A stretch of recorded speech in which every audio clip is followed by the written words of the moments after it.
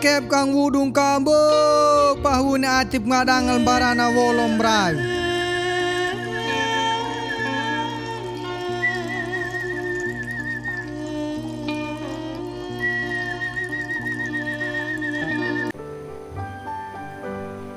Saudara dan saudari, umat beriman yang dikasihi Tuhan,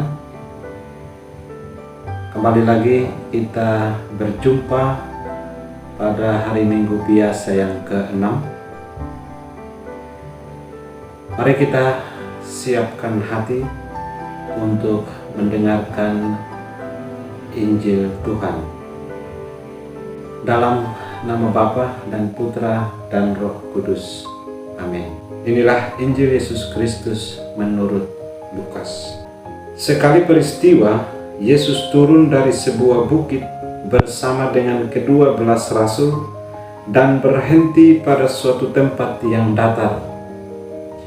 Di situ berkumpul sejumlah besar murid-muridnya dan banyak orang lain yang datang dari seluruh Yudea dan dari Yerusalem dan dari daerah pantai Tirus dan Sidon. Lalu Yesus memandang murid-muridnya dan berkata, "Berbahagialah hai kamu yang miskin, karena kamulah yang empunya kerajaan Allah. Berbahagialah hai kamu yang kini lapar, karena kamu akan dipuaskan. Berbahagialah hai kamu yang kini menangis, karena kamu akan tertawa. Berbahagialah kamu jika demi Anak Manusia kamu dibenci, dikucilkan dan dicela serta ditolak. Bersukacita dan bergembiralah pada waktu itu, sebab sesungguhnya besarlah ganjaranmu di surga. Karena secara itu pula nenek moyang mereka telah memperlakukan para nabi. Tetapi celakalah kamu hai orang kaya, karena dalam kekayaanmu kamu telah memperoleh penghiburan. Celakalah kamu yang kini kenyang, karena kamu akan lapar. Celakalah kamu yang kini tertawa, karena kamu akan berduka dan menangis. Celakalah kamu jika semua orang memuji kamu, karena secara itu pula nenek moyang mereka telah memperlakukan nabi-nabi palsu." Demikianlah Injil Tuhan.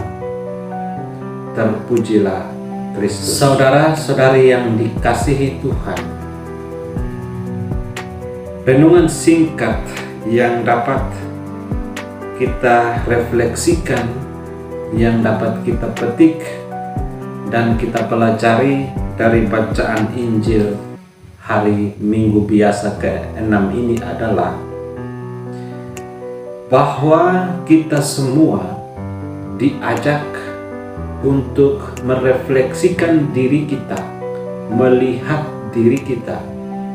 Sudah sejauh mana kita mengandalkan Tuhan di dalam kehidupan kita sehari-hari. Dalam bacaan Injil, penginjil Lukas menampilkan cerita tentang Yesus yang memuji bahagia orang-orang miskin dan menyampaikan sabda celakalah bagi orang-orang kaya. Pasti akan memunculkan pertanyaan di benak kita tentang sabda ini. Apakah dengan demikian Yesus melanggengkan kemiskinan? Dan selanjutnya, apakah dengan demikian Yesus membenci kekayaan? Saudara dan saudari yang dikasihi Tuhan, bagi saya, Yesus tidak demikian. Yesus tidak sedang memilah-milah mana yang disebut bahagia, mana yang disebut celakalah. Tetapi sabda bahagia ini tertuju kepada semua orang. Sabda bahagia ini tertuju kepada kita semua. Sehingga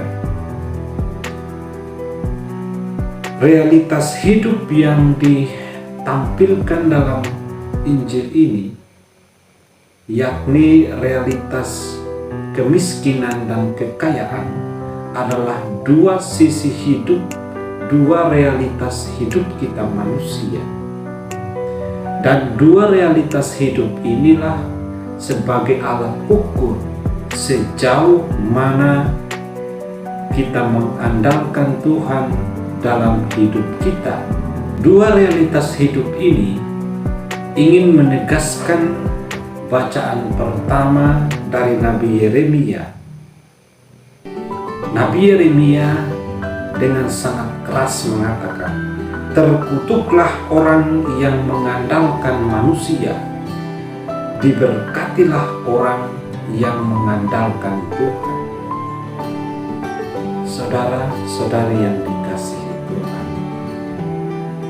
kalau kita mau jujur dengan diri kita, orang yang miskin, orang yang menderita, orang yang berada pada situasi sulit, biasanya di sana lebih nampak bagaimana mereka mengandalkan Tuhan dalam hidup mereka. Mereka tidak punya apa-apa, tidak punya siapa-siapa yang bisa diandalkan. Maka Tuhan menjadi sandaran utama dalam hidup mereka. Sedangkan orang-orang yang kaya, orang-orang yang mempunyai segala sesuatu, kadang-kadang Tuhan bisa dijadikan nomor dua karena mereka masih mempunyai segala sesuatu yang menjadi sandaran hidup mereka. Saudara dan saudari yang dikasihi Tuhan, sekarang kita bertanya pada diri kita masing-masing, sudah sejauh mana saya mengandalkan Tuhan? Apakah saya mengandalkan harta duniawi dan saya menomorduakan Tuhan dalam hidup saya? Saudara dan saudari yang dikasihi Tuhan, lalu apa yang kita pelajari dari bacaan ini?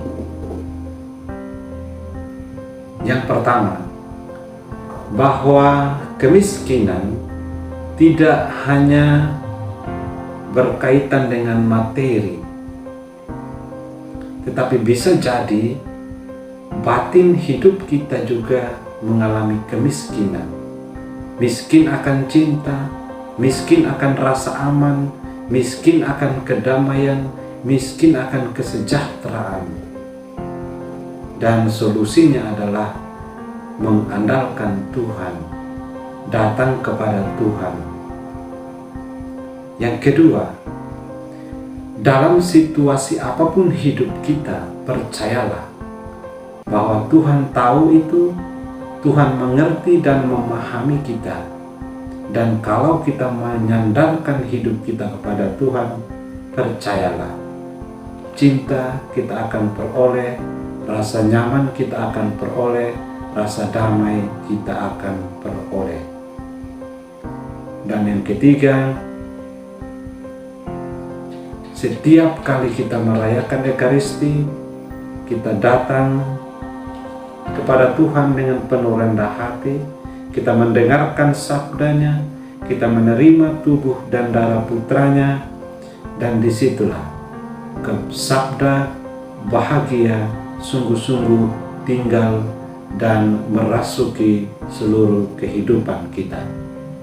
Mari kita senantiasa berjuang untuk berbahagia dengan apapun yang kita miliki, dan kita berbahagia dengan apapun bentuk situasi hidup kita, karena kita mempunyai Tuhan, kita mempunyai Yesus Kristus yang menjadi andalan utama kita, yang menjadi sandaran utama hidup kita. Amin.